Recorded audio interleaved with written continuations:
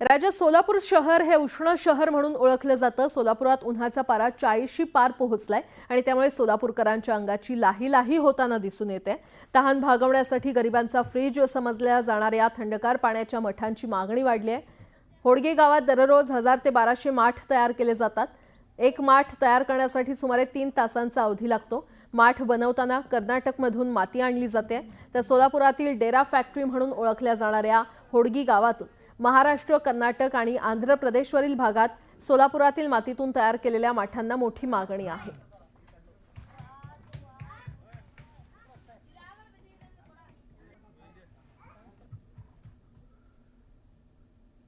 पहाटे 4ला उठले की संध्याकाळी 7 वाजेपर्यंत बडवावं लागते। काय वाटतं मामा हे सगळं करताना? काय वाटतंय का दुनियाचे हात पाय गुडघे दुखतेत, काय करायचं कुणाला सांगायचं? सरकारची तर सोय काही बी नाही। आता काय होते पुढची पिढी करावं की असं आहे, त्यांच्यावर अवलंबून आहे।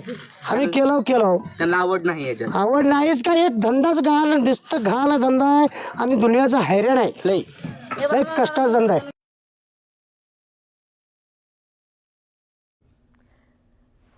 तर सोलापुरात सध्या माठांना मागणी वाढलेली आहे, कारण माठ बनवण्याच्या कामांना वेग आलेला आहे।